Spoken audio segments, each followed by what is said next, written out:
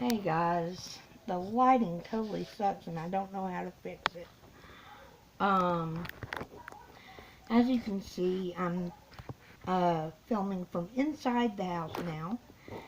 And that is because it turned out that little cough I had in the last video was a little more serious than just a little cough. And I had to go to urgent care and get steroids and expectorant in order to try and get rid of that. So I am going to talk tonight about one of my favorite news events of the week, something that makes me want to laugh hysterically, and I call it Trump versus Acosta, the final battle.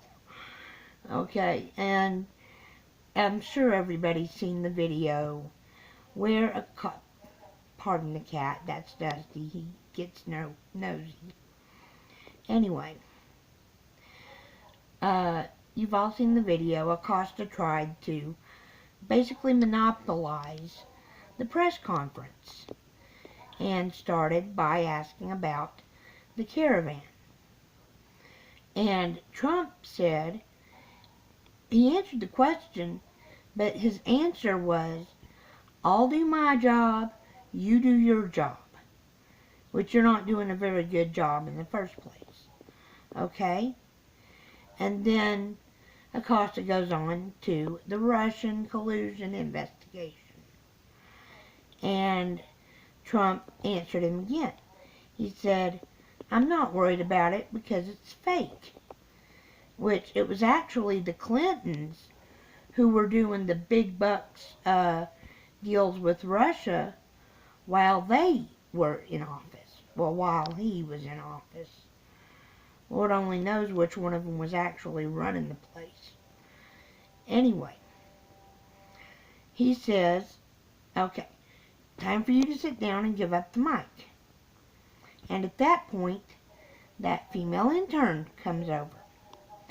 And Acosta's still running his mouth.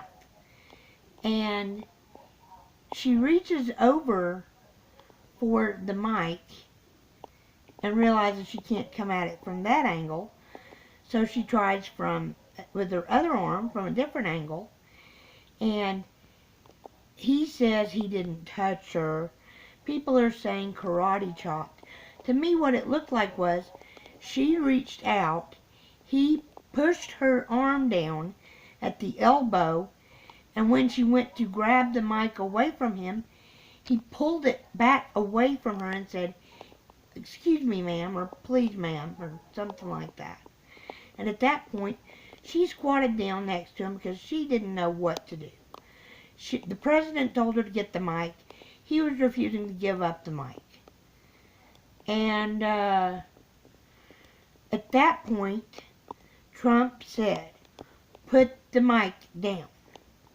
And Acosta, of course, kept running his mouth. And then comes my favorite part. Trump shuts up, gets this look on his face, and starts coming around the podium. And as soon as he comes around the side of that podium, Jim Acosta, he shut up and he sat his ass down. Because as soon as I saw Trump coming around the podium, I was like, oh my God, shit's about to get real. I actually thought Trump was going to do a smackdown on the guy. I was just dying. Anyway, Acosta sat down, he shut up, he handed over the mic. And then the next reporter to take it, idiot, he starts standing up for Acosta.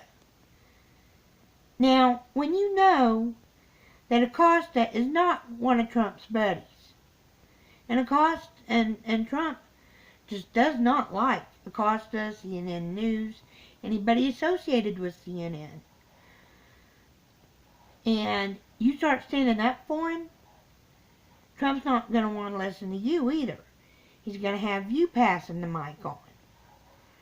Because he wants to hear actual questions. He doesn't want to hear excuses from other reporters about the way that the one reporter acted. You know what I'm saying? I think you know. But what I love best about it, Trump proved he does not knuckle under for anyone. He'll knuckle down to get a job done, but he won't knuckle under for anyone. And sorry for the rhyming, but Trump is an alpha male. Trump won't let himself be pushed around by the left. And that's what pisses off the left. Because the left are used to weak leaders in politics, especially in the president's office, in the White House. So for them to have a president that they cannot control, they cannot influence, they cannot manipulate, it scares them. It confuses them. And that's why they hate him. That's why there's all this anti-Trump BS out there. And it's because they don't know what to do with him. He plays politics, but he doesn't play by the traditional politics rules. He plays by his rules. And with his rules, he gets crap done. Okay? People have criticized him recently for not taking the chopper to the cemetery memorial in France. Now, from what I understand, there was a 70% chance of rain. But rain doesn't mean anything. It's the winds you've got to worry about. And any chopper pilot worth his salt knows once the winds get up to a certain mileage, you do not try to fly in that. You are risking your life and anybody else in that helicopter's life if you get out there. Okay? So I'm sure that chopper pilot had a totally plausible reason for not going out there and putting himself and the commander-in-chief in that situation. Okay? So, y'all who keep spouting hate over Trump, talking about, oh well, he was willing to go to the golf course with a little rain. That didn't stop him then. Nothing stopped him from golfing. Look, there's a difference between rain and wind. Okay? We had a tree that was in our back door neighbor's yard.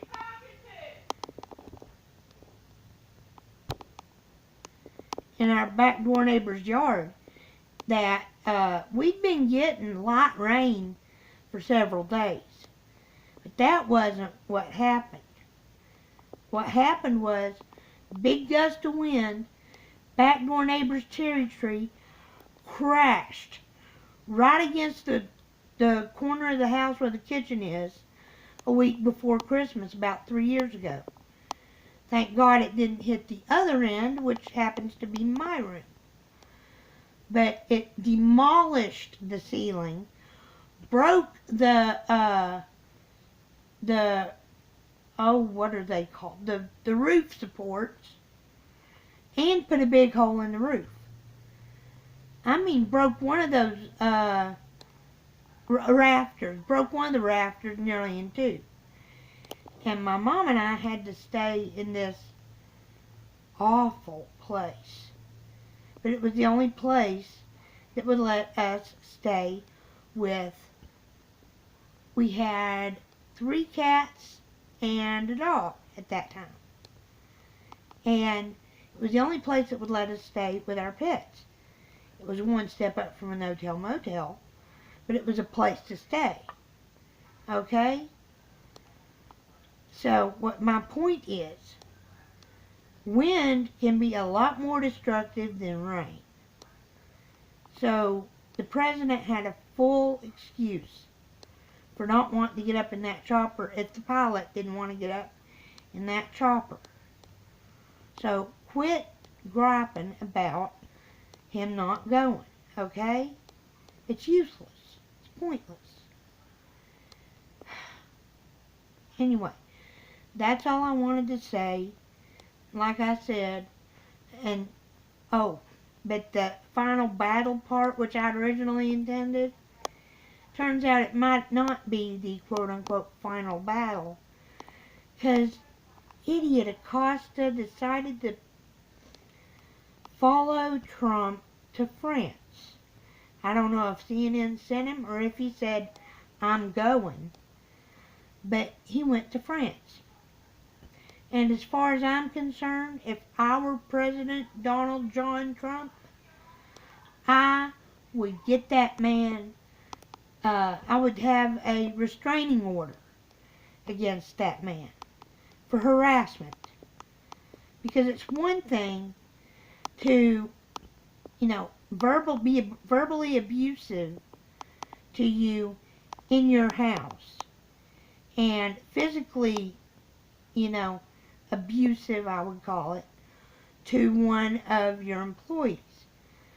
But to follow you all the way across the freaking Atlantic Ocean just to pester you with more questions or more lies or whatever is coming out of Jim Acosta's mouth after he lost, he had his dang White House press pass taken away because of his behavior.